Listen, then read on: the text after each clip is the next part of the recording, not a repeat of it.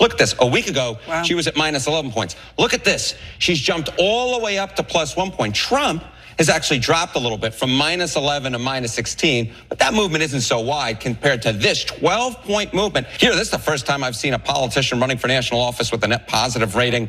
I don't know since when. I mean, it's something unforeseen, at least over the last 4 years. Opinions are one thing when it comes to the individual candidates, but enthusiasm. We know that Democrats were suffering from low enthusiasm, so enthusiastic about voting. So this is Democrats for Biden or Harris. Look at this. Back in February, just 62% of Democrats said they were enthusiastic about voting for Joe Biden. Look at this now. Woof. Up to 88% now say that they are enthusiastic about voting for Kamala Harris. That is a huge jump. That is a 26-point jump. Look at Trump during the same stretch. Republicans for Trump. It was 80% in February. Look, it's still fairly high at 82%. But compared to February, where Trump had this 18-point advantage, now we see Harris with a 6-point advantage. It's definitely for Democrats. Game on. Woof, says Harrington on CNN. And might I add, woof. I love that video so much. Not because it's like, oh God, finally good polling news. We have other good polling news and we'll turn to it in just a second.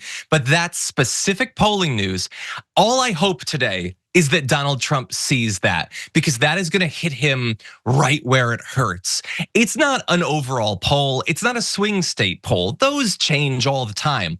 It's the best possible poll to hit Donald Trump with, because she is more popular among Democrats than he is amongst Republicans. And you know how deeply important that is to him. He's constantly posting on Truth Social, 96% approval rating amongst Republicans or whatever. Well, what happened to the enthusiasm, buddy? I mean, you're the nominee. You're on top of the world. You're bucking the deep state. You're bucking the election interference. They tried to shoot you and they missed, and people aren't that enthusiastic about you. All of a sudden, the enthusiasm is over on the Democratic side. And that is great news. And overall, the approval, the favorability for Harris jumping more positive than Trump, that's great news. A storm is tearing up the digital media industry. Only our audience can save us in these difficult times. Help us reach our goal of 100,000 new members at tyt.com/team. But it does matter what effect this has on the actual polls, the results in the states. And we have some bad news for Donald Trump on that too. And bad news being delivered in the best possible venue. Take a look.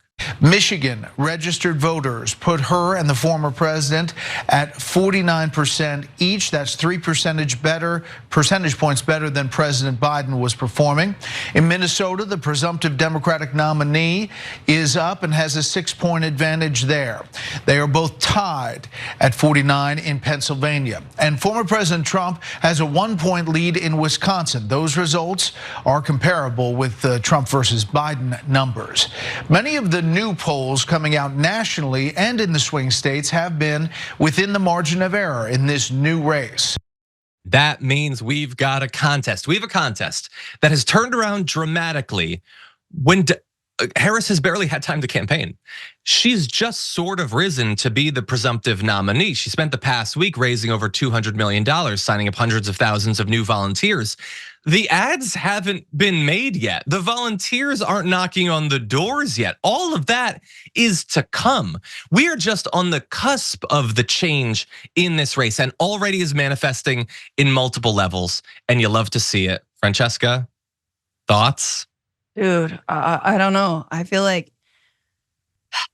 he might have to actually take a bullet this time. I mean, they got the ear, that was the agreement, obviously, but this time he might have to actually take it. He could do it. Look, he got to talk to his friend 50 Cent, nine shots. How do you take a bullet? And then, that is the only way. Think about it. What could happen between now and November that would truly help Donald Trump?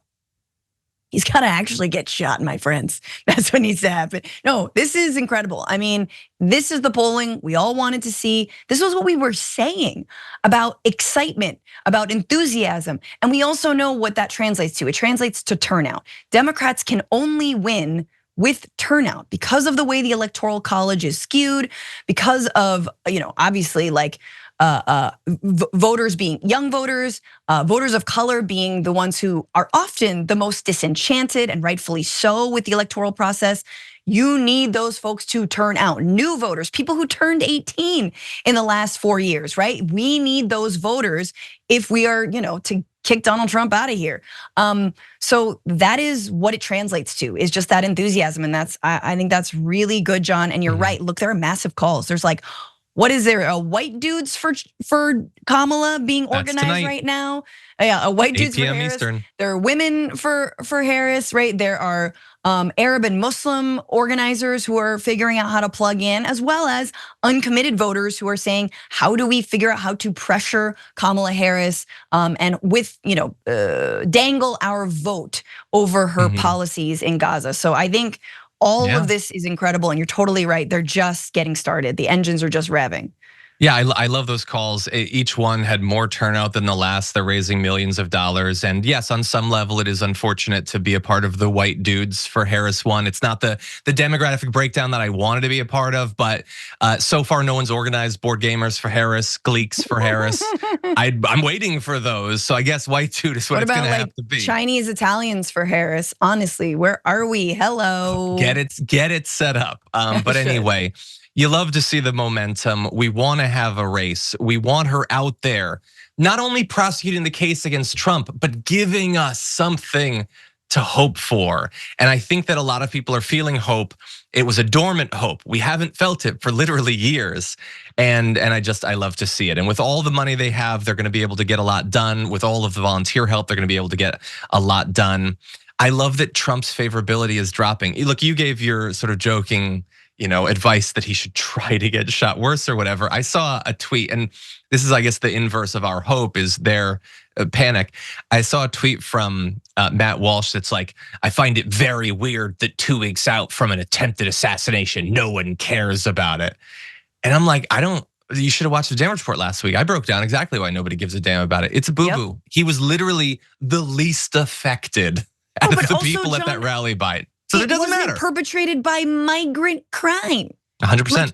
It was the identity of the shooter that absolutely mattered. They never care when people die if the shooter is a white man who happens to also be registered Republican. I'm sorry, they don't. Yeah. They can't even be like, oh, they were trans. They're trying to.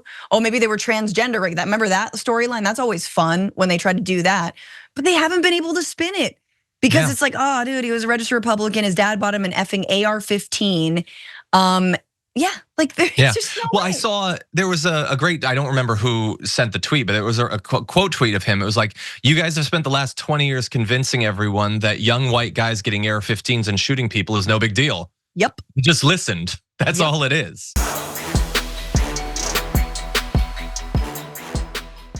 Thanks for watching our video. Did you know that you can support our show by becoming a subscriber? Just click the subscribe button and also ring the bell so that you get notifications when we're live or when we post new content.